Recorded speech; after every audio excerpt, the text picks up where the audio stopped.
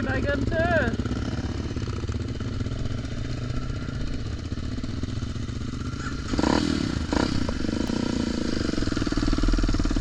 Damo does Thailand.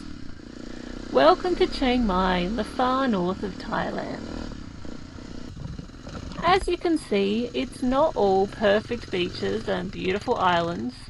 We have some pretty decent mountains running all the way across the north, and the single track is the place to be. At the moment, it's the rainy season here, and so it rains most afternoons between about June and October. And when that rain actually comes down, it can get pretty slippery up here. So we said to Damo, listen, if you're lying in the mud, upside down, in a ditch, with a motorbike on top of you, are you laughing or are you pissed? And he said he'd be laughing. So we said, no worries, let's go for a ride. And we got some pretty perfect weather to start the first day of the ride.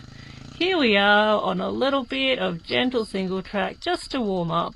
We're on a little bit of a hill here, there's a couple of logs to keep us on our toes, but nothing that's going to make you sweat more than a few buckets. That's our tit there on the right, always ready with a helping hand, some good advice, a ready smile, and a backpack full of tools to fix all the shit we break. Our tit is pretty awesome. He can ride like nobody's business. If you want to do some really crazy hard enduro stuff in these mountains, he is your man. But also, if you just want to enjoy the scenery or work on your technique, he's also there to back you up. Nothing is ever a problem. So we're HiVolt Motorsport. We run enduro tours all the way across northern Thailand and northern Laos. We go from the Burmese border in the west and in the north, and then we go right across remote northern Laos, right up to the Green Triangle, where the China border, the Myanmar border, and the Laotian border all meet together. We have an absolute network of trails that go right across this part of the world, and the riding is pretty damn fine. One of the things I love about riding remote northern Laos is we get to go places that are only accessible by single track, only accessible on foot or on a motorbike. But then on the other hand, one of the things I love about riding here in Thailand is that you can pop out of the single track just like this, and 200 meters away, there's a coffee shop ready to serve you a flat white. Now everything was going absolutely swimmingly until we got on the narrow single track and Damo decided to fall off the cliff. Now, it's not the first time, and it won't be the last time.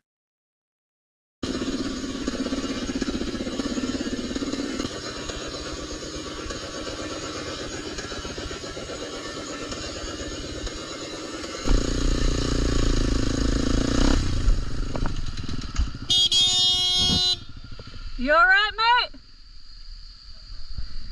We're coming!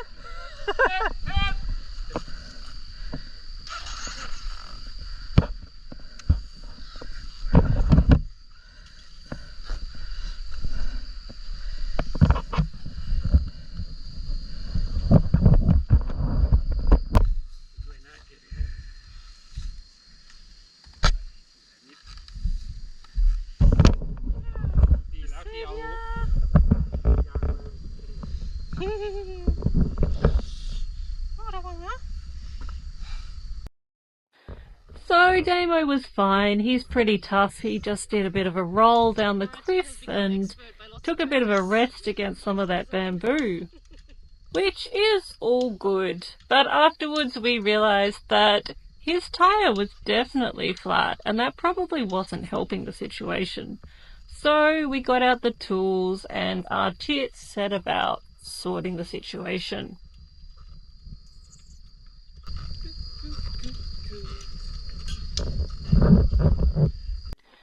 So after Damo had had his first big stack and got the monkey off his back, we headed for some open country.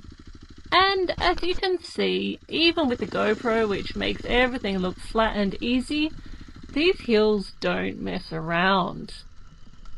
You can see we're losing a fair bit of elevation pretty rapidly here, and we're aiming for that zigzag on the opposite side of the valley. But the awesome thing about riding in Thailand is that there's an adventure around every corner, because you can be out here one day and there'll be a perfectly nice double lane road, and then you come back a week later after a bit of a storm and suddenly your road has turned into a bit of a ravine. But of course the boys were thrilled, because what could possibly be more fun than trying to ride across a ravine?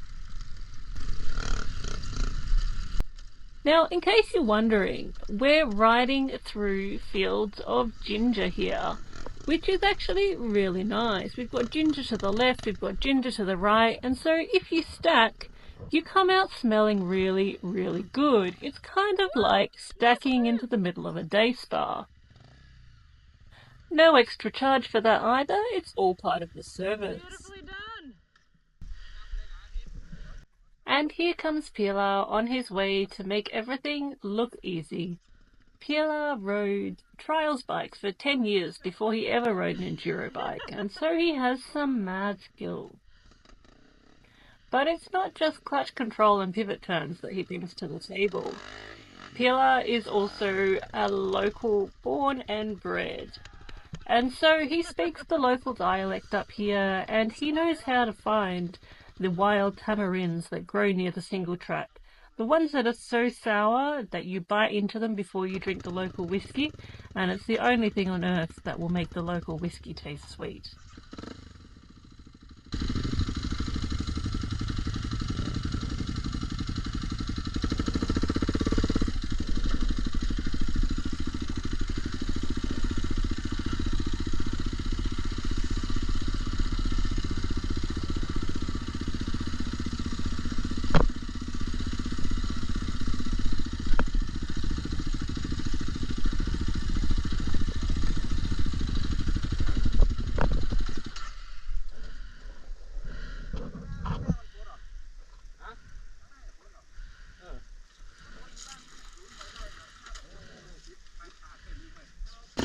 So like I was saying, it's the rainy season and some of these hills are slippery as a mofo. Not a good start.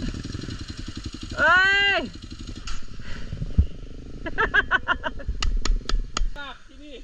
So slippery now. Here we have northern Thailand's famous red clay. They call it Din Nang Mu, which means pigskin clay, like trying to ride a greasy pigskin. It'll get you every time. And get Damo? It did.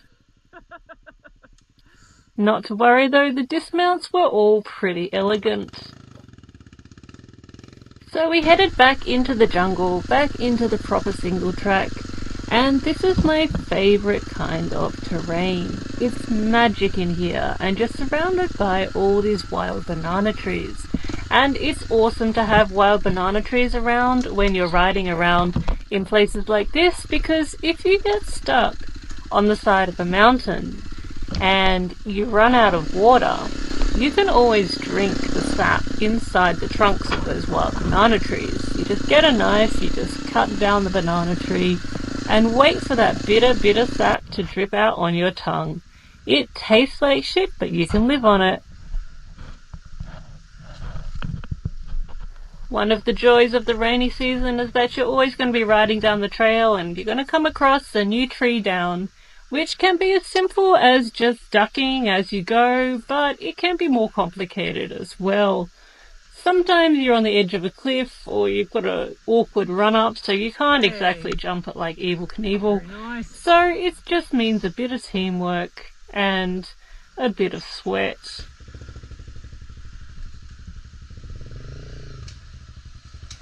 To be honest, these obstacles usually turn out to be my favourite part of any ride. Easy can be boring, and comfort is the enemy. Or at least comfort is the enemy right until that point at the end of the day when you're ready for a cold, cold beer and a hot shower. In that case, comfort becomes my friend.